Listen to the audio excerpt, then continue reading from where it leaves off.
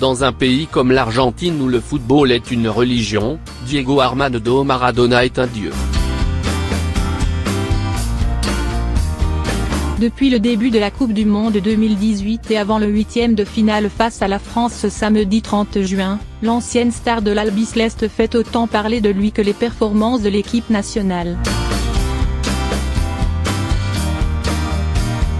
Celui qu'on surnomme El Pibe de Oro, le gamin en or, qui a remporté la Coupe du Monde en 1986 avec la célèbre main de Dieu et un but d'anthologie dont tous se souviennent, Diego Maradona est toujours là. Celui qui suit l'équipe nationale à la trace dans ce mondial 2018 en Russie est parfois considéré comme un boulet pour ceux qui voudraient voir l'autre génie local, Lionel Messi, porter enfin son équipe vers la victoire. Charismatique mais aussi provocateur, Maradona fait se pointer sur lui tous les projecteurs pendant les matchs de l'Argentine. Si les caméras de télévision ne ratent aucune de ses réactions, elles le montrent dans des états secondes, tantôt hystériques pour célébrer un but, tantôt éteints, comme lors du match face au Nigeria qui a permis à l'Argentine de se qualifier.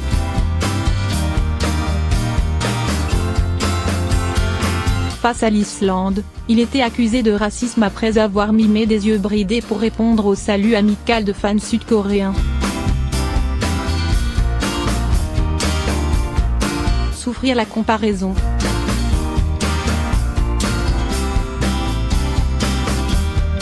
Passé par Barcelone, numéro 10, dribbleur fou et petit gabarit, tout comme Diego Maradona, Lionel Messi est sans cesse comparé à son aîné.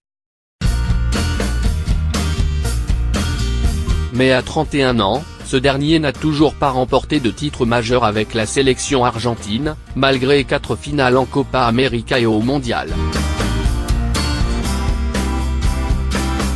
Maradona, lui, s'est assuré la postérité en soulevant la Coupe du Monde 1986 à l'âge de 26 ans.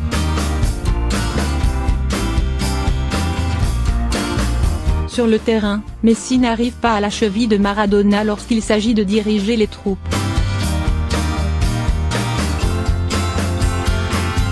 Les Argentins ont toujours eu des caudillos chefs de guerre, comme ils disent, des mecs qui emportaient tout sur le terrain, des Daniel Passarella, Diego Maradona, même Roberto Ayala.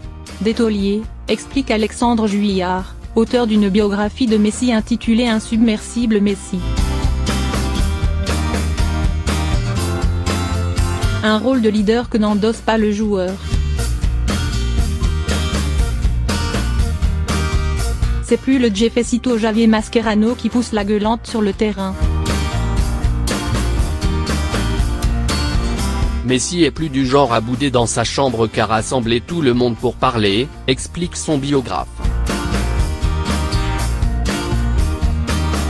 Aux yeux des Argentins qui ne l'ont pas vu jouer dans le championnat local, il est d'autant plus attendu en sélection, ajoute-t-il. En juin 2016, après un nouvel échec et un tir au but raté en finale de Copa América face au Chili, le joueur avait annoncé sa retraite internationale, avant de revenir à la raison avec pour objectif le mondial 2018 en Russie. Diego Maradona lui avait reproché d'avoir parlé trop vite et fait pleurer plein de gamins en Argentine.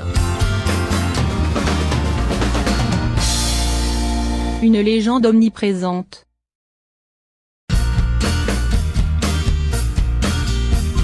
Avant le Nigeria justement, Diego Maradona avait appelé à une réunion entre les joueurs de l'Argentine et les anciennes gloires de l'équipe nationale pour sauver l'honneur, s'immisçant toujours plus dans la gestion de la sélection.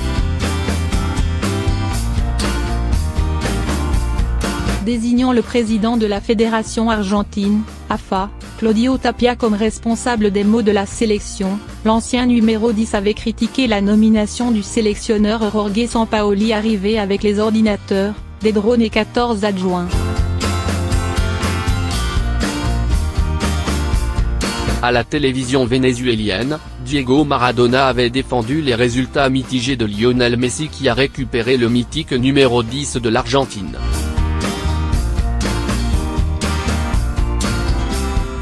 C'est difficile de résoudre le problème de tes coéquipiers, avait-il dit après la défaite 3-0 face à la Croatie.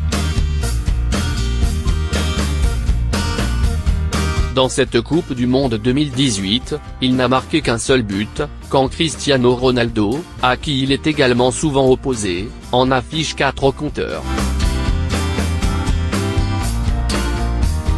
Sélectionneur de l'équipe première il y a 10 ans, Diego Maradona peut se targuer d'avoir battu la France, 0-2.